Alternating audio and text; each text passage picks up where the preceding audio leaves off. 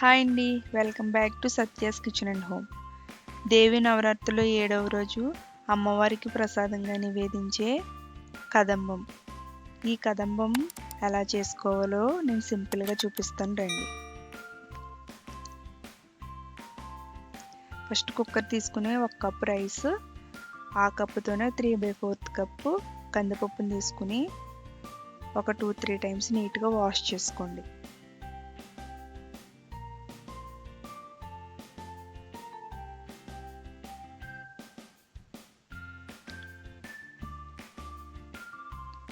ఇలా వాష్ చేసుకున్న దాంట్లో ఒక 5 కప్స్ వరకు వాటర్ యాడ్ చేసుకోండి.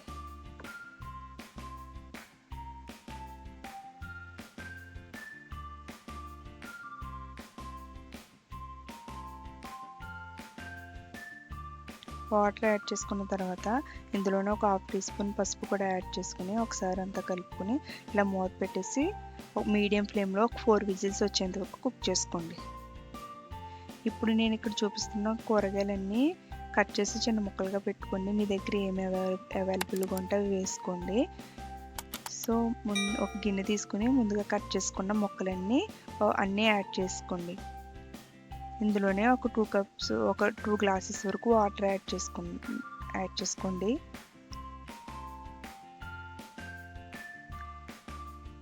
ఒక 1/2 టీ స్పూన్ పసుపు, ఒక 1/2 టీ స్పూన్ ఉప్పు కూడా యాడ్ చేసుకుని ఒకసారి అంతా కలుపుకొని కొత్తిమీర కూడా యాడ్ చేసుకోండి.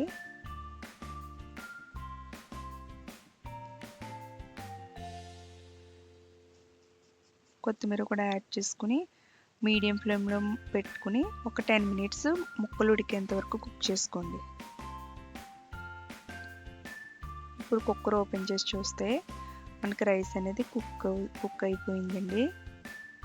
సో ఇలా కుక్ అయింది కదా, కొంచెం గట్టిగా ఉంది కదా, ఇందులోనే మనం ఇప్పుడు ఒక గ్లాస్ వాటర్ యాడ్ చేసుకుని కన్సిస్టెన్సీ కొంచెం లూజ్గా ఉండేలా చూసుకోండి.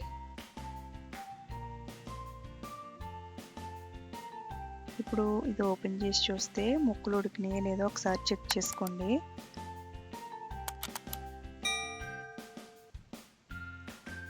సో ఇక్కడ ముక్కలు ఉడికిపోయినాయి కదా, ఇప్పుడు ఇందులో నిమ్మకాయ సైజు చింతపండు తీసుకుని వాటర్ పోసుకొని కొంతసేపు నానబెట్టుకోండి, ఒక 5 మినిట్స్.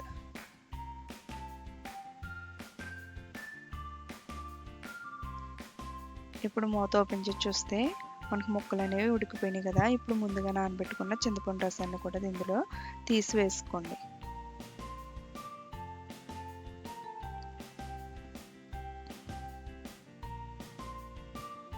ఈ రసం యాడ్ చేసిన తర్వాత మనం ముందుగా ఉడికించి పెట్టుకున్న పప్పు బియ్యం కూడా ఉంది కదా, ఆ మిశ్రమం కూడా యాడ్ చేసుకోండి. అదంతా యాడ్ చేసుకున్న తర్వాత ఉండలు లేకుండా మొత్తం అంతా మిక్స్ చేసుకోండి. ఇలా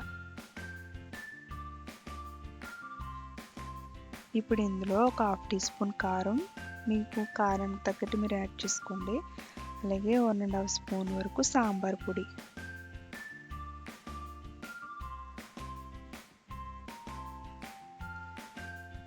వన్ స్పూన్ ఉప్పు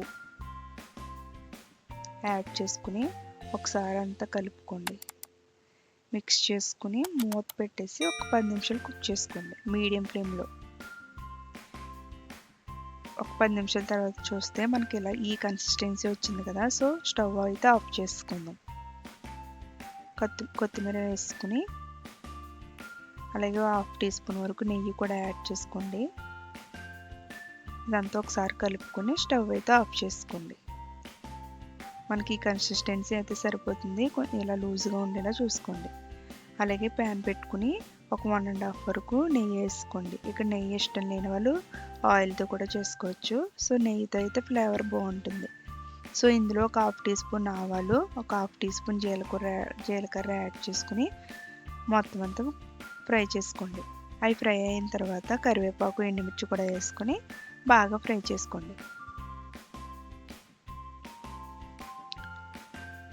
ఈ ఫ్రై అయిన తర్వాత ఒక 1/2 టీ స్పూన్ ఇంగువ కూడా యాడ్ చేసుకుని ఒకసారి మొత్తం అంతా మిక్స్ చేసుకుని స్టవ్ ఆఫ్ చేసి మనం ముందుగా ఉడికించి పెట్టుకున్న కదంబంలో అయితే తాలింపునంతా యాడ్ చేసేయండి.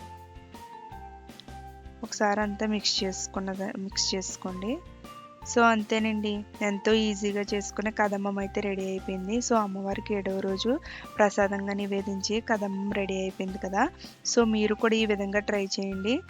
అలాగే ఇలాంటి మరెన్నో వీడియోస్ కోసం మన ఛానల్ని అయితే ప్లీజ్ సబ్స్క్రైబ్ చేసుకోండి. మీకు ఈ వీడియో నచ్చినట్లయితే ప్లీజ్ లైక్ చేయండి.